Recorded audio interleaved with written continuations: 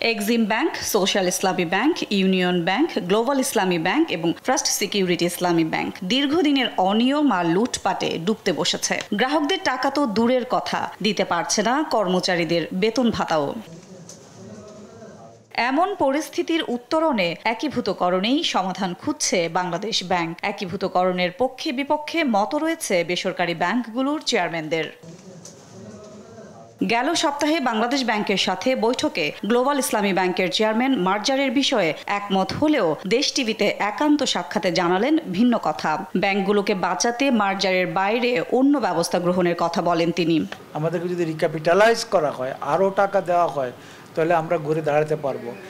আমরা রিজলিউশনে এগ্রি করেছি, মার্জার অ্যাকুইজিশন সরাসরি এই কথাটা বলি নাই যে আমি হাত পা ছেড়ে দিলাম, এখন মার্জার করা হোক। অন্যদিকে ফার্স্ট সিকিউরিটি ইসলামী ব্যাংকের চেয়ারম্যান বলছেন ভিন্ন কথা। সিনিয়র এই ব্যাংকার বলছেন বর্তমান পরিস্থিতিতে একীভূত করার কোনো বিকল্প নেই।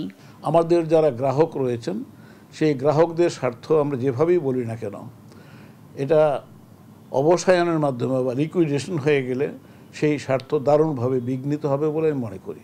সেই জন্য মার্জার যদি হয়, মার্জারের মাধ্যমে আমরা এই 5টা ব্যাংকের 1 কোটি গ্রাহক, এই গ্রাহকের স্বার্থ সমুন্নত রাখা যাবে। কেন্দ্রীয় ব্যাংক বলছে মত দ্বিমত যাই হোক, একীভূত হওয়া ছাড়া ব্যাংক গ্রাহকদের বাঁচানোর বিকল্প পথ নেই। আমরা 5টি ব্যাংকেই মার্জারের আওতায় আনছি, এই বিষয়টি বাংলাদেশ ব্যাংকের তরফ থেকে চূড়ান্ত। তাদের নিজস্ব সিদ্ধান্ত কারোর উপর চাপিয়ে দিতে চাচ্ছে না, এই জন্যই আমরা কিছু প্রসেস ফলো করছি। ওই ব্যাংকগুলো দেখি তারা আমাদের কাছে কি তথ্য উপাত্ত সরবরাহ করে। অর্থনীতিবিদরা বলছেন দুর্বল ব্যাংকগুলোকে শুধু তারল্য সহায়তা দিয়ে টিকিয়ে রাখা যেমন সম্ভব নয়, তেমনি সঠিক পরিকল্পনায় একীভূতকরণ প্রক্রিয়া বাস্তবায়ন না হলে ব্যর্থ হতে পারে এই উদ্যোগ। মার্জ করলে এটা হয়তো কাজ করতে পারে, কিন্তু আমরা এখনো শিওর না এটা কতখানি কাজ করবে। কারণ সবগুলো ব্যাংকেরই যদি অবস্থা খারাপ থাকে এবং এগুলো যদি একসঙ্গে যদি মার্জ করে, অনেকে বলে যে শূন্যের সঙ্গে অনেক শূন্য যোগ করলে তো শূন্যই হবে।